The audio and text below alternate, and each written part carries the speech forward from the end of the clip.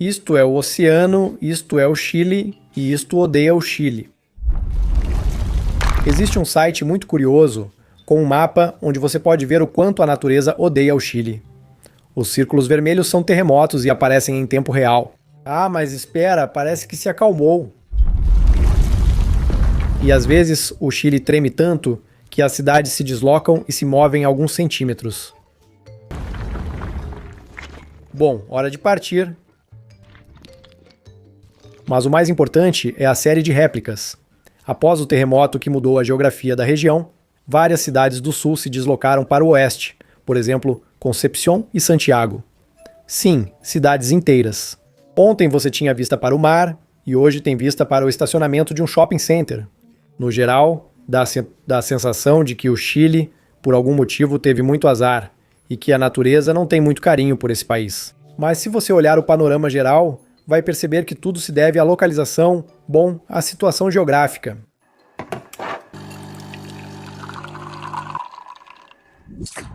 Ou seja, o Anel de Fogo do Pacífico não se parece muito com um anel, e o Pacífico também não é tão pacífico assim. Por algum motivo, todos acreditaram em Fernão de Magalhães, mas isso não é o mais importante. Aqui está um mapa dos grandes terremotos que ocorreram entre 1900 e 2013. Não precisa sobrepor imagens, já dá para entender do que se trata o Chile. Ele escolheu sentar no lugar menos tranquilo. É curioso como as pessoas tiveram a ideia de viver aqui. Bom, é preciso encontrar o lugar. O lugar certo não, este não é o lugar certo. Ah, talvez aqui. Não. Ah, que lugar legal! Como os terremotos acontecem? A superfície da Terra é formada por grandes placas que estão sempre em movimento e ocasionalmente colidem. Quase todos os terremotos e erupções vulcânicas do mundo estão relacionados exatamente com isso, especialmente ao redor do Oceano Pacífico. Esse mesmo anel provoca 90% de toda a atividade tectônica. E o nosso pobre Chile está bem na fronteira entre duas placas, a de Nazca e a sul-americana. A primeira é mais pesada e sempre tenta deslizar sob a segunda. Vamos, me deixa passar, me deixa em paz, eu vou fazer com cuidado, me deixa em paz, tô te falando, ei, ei. E então, bum, um deslocamento brusco, ondas de choque em todas as direções, e aí está um terremoto. E assim será sempre, porque as placas nunca vão se acalmar, enquanto o nosso planeta continuar vivo, claro, e para piorar, com as duas placas do Chile. Debaixo do país, há ainda uma enorme fronteira, uma fenda na crosta terrestre, a falha geológica de San Ramón, bem embaixo da capital. Essa fenda também se junta e se separa e provoca terremotos. Comece a pensar que, neste país azarado, tudo provoca terremotos, às vezes até surpreendendo os cientistas. Em julho de 2024, ocorreu um forte terremoto no norte do Chile, embora, segundo todas as regras, isso não deveria ter acontecido. Agora vou te explicar por quê. Normalmente, os terremotos fortes acontecem em pouca profundidade, onde as placas se esfregam umas nas outras. Mas, neste caso, a origem estava muito mais abaixo do que o habitual, dentro da própria placa. E aqui está o segredo. Se um terremoto se origina em grande profundidade, ele não é muito forte, pois quando a energia chega à superfície, metade já se perdeu pelo caminho. Mas no Chile, a natureza pegou essa lógica e jogou pela janela. Em vez disso, colocou em ação uma série de processos pouco comuns debaixo da terra. E como resultado, ocorreu um terremoto incrivelmente potente, que além disso é impossível de prever. Por isso, os pobres chilenos têm que viver com um medo constante. Bem, e se preparar. Realizar os simulados que estamos mostrando agora é a única opção. Nem mesmo todas as tecnologias do mundo conseguem prever a hora, o local e a força do próximo terremoto. Eu mesmo me surpreendo de como isso é possível, mas as pessoas realmente ainda não sabem fazer isso. E claro, essa imprevisibilidade é um estresse enorme no qual os chilenos vivem a vida toda. E é que os terremotos costumam ser seguidos de tsunamis. Lembra? O Anel de Fogo se estende ao longo da costa do Oceano Pacífico, ou seja, cada tremor subterrâneo provoca uma onda em toda a sua bacia. As placas começam a tremer e, naturalmente, a água que está sobre elas salta. Uma onda aparece e se dispersa em diferentes direções. O mar aberto se comporta como uma onda tranquila. A melhor onda do mundo, os navios nem percebem, mas assim que a onda se aproxima da costa, ela cresce até o tamanho do Godzilla, fica selvagem e avança sobre a praia. E a pobre Chile, com seus constantes tremores, também é afetada regularmente. Em 1960, o Chile sofreu um terremoto tão forte que 1.500 pessoas morreram. Mas a maioria das mortes não foi causada pela terra, e sim pela água. Só para você ter uma ideia. O tsunami atingiu uma altura de 25 metros, a onda arrastou até mesmo aqueles azarados que tinham subido para lugares suficientemente altos. Mas não foi só o Chile que foi afetado, quase 15 pessoas. 15 horas depois, as ondas chegaram ao Havaí, que só para você ter uma ideia, fica a quase 10 mil quilômetros da origem. Novamente destruição, novamente vítimas fatais. Você já viu onde fica o Havaí no mapa? Fica no meio do caminho para a Eurásia. Algumas horas depois, as ondas chegaram ao Japão e atingiram a ilha de Honshu. Nessa altura, o tsunami já havia perdido força e tamanho, mas isso não o impediu de destruir mais de 1.500 casas e tirar 138 vidas. Mais adiante, em seu percurso, Filipinas, outras dezenas de mortos e desaparecidos. Foi mais ou menos assim, e as ondas se deslocavam à velocidade de um avião de passageiros. Ou seja, desde o terremoto no outro lado do mundo até a catástrofe na sua costa, passaram-se apenas algumas horas, só para você ter ideia de como as catástrofes no Chile são terríveis. E aí eu pensei que já estava bom, que a natureza devia deixar o Chile em paz. Bom, tremores subterrâneos de uma força monstruosa, ondas enormes que destroem tudo pelo caminho. Bom, já chega, mas eu não me esqueci dos vulcões. O mesmo terremoto de 1960 também deixou uma enorme fenda de vários quilômetros de largura na Terra. Isso despertou o vulcão Puyehue Cordon Caolé, que estava inativo há 24 anos e acordou muito irritado. Algumas fontes dizem que a erupção teve a força de 12 bombas nucleares, e tudo isso aconteceu em poucos dias após o terremoto. Sim, as pessoas tinham acabado de relaxar quando outra catástrofe aconteceu. O mais curioso é que quase ninguém percebeu essa erupção. Era preciso lidar com as consequências do terremoto e do tsunami, e agora também com um vulcão. Não havia tempo para isso. Mas eu sou uma coluna de cinzas de 8 quilômetros. Todos tiveram sorte de que esse vulcão tenha crescido em algum lugar nas profundezas das montanhas, onde quase ninguém vive. Por isso não houve vítimas nem danos graves. Mas este é apenas um vulcão.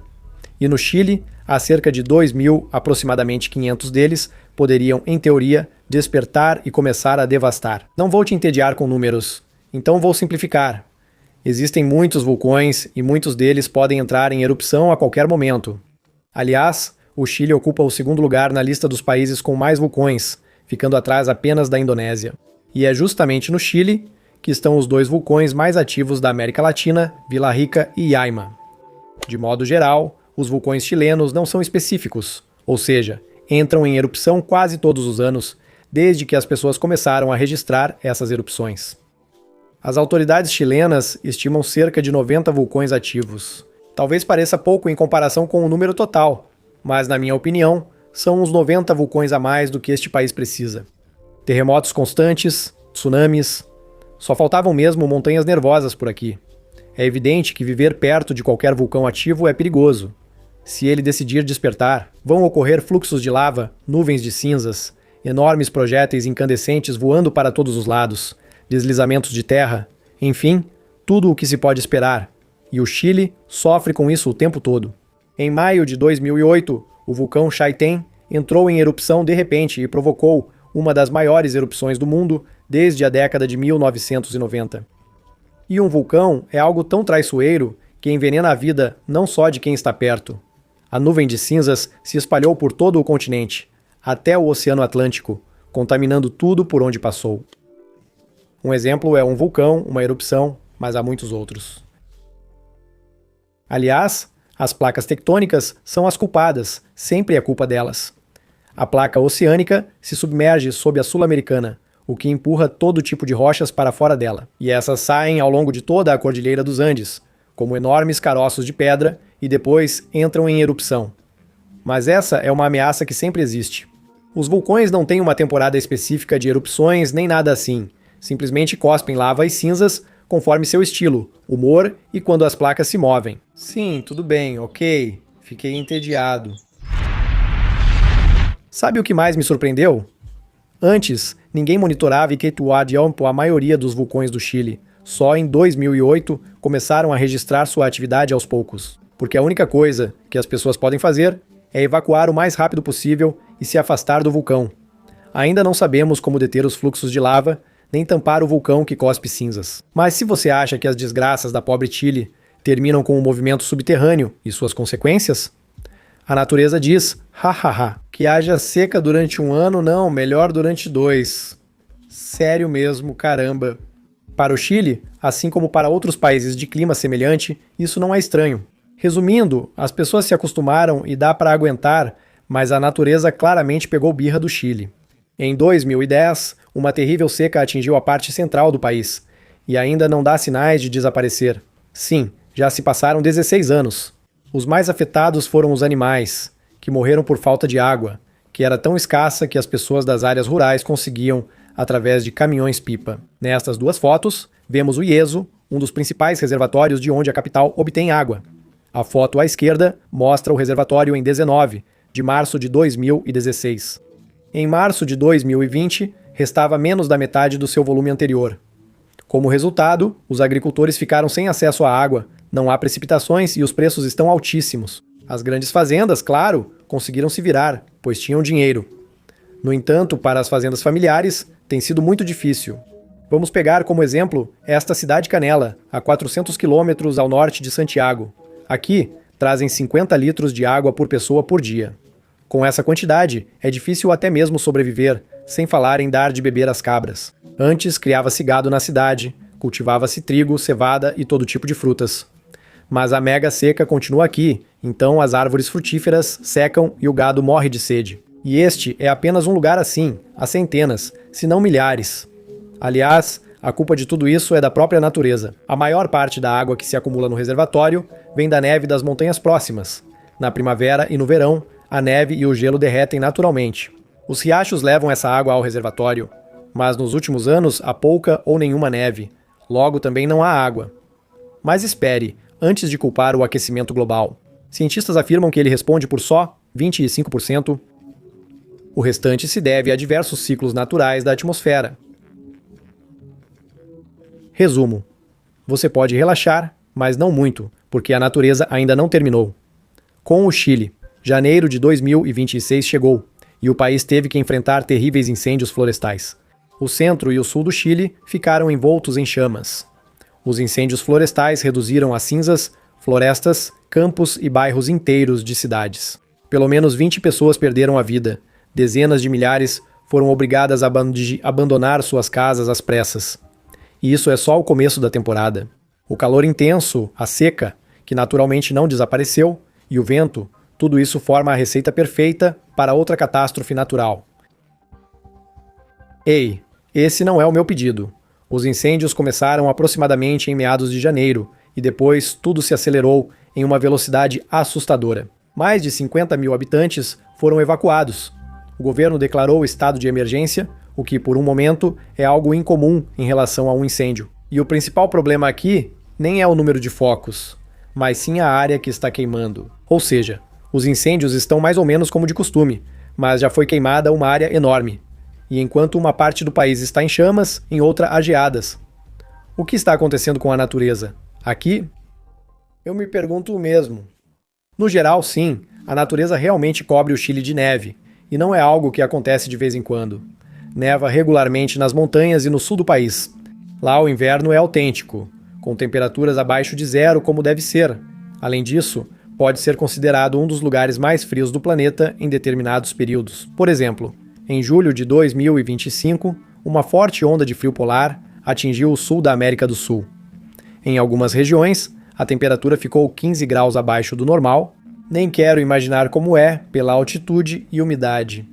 Naturalmente, esse frio afetou até mesmo aquelas cidades onde normalmente não há geadas extremas no inverno. O resultado foi a típica imagem de assentamentos congelados, com problemas de gás, escolas fechadas e todo mundo um pouco em pânico. Os pobres agricultores também foram afetados. As geadas precoces danificaram as colheitas e as frutas, e as plantações de inverno estão em perigo. E nos lugares que não estão acostumados a invernos rigorosos, a logística foi afetada.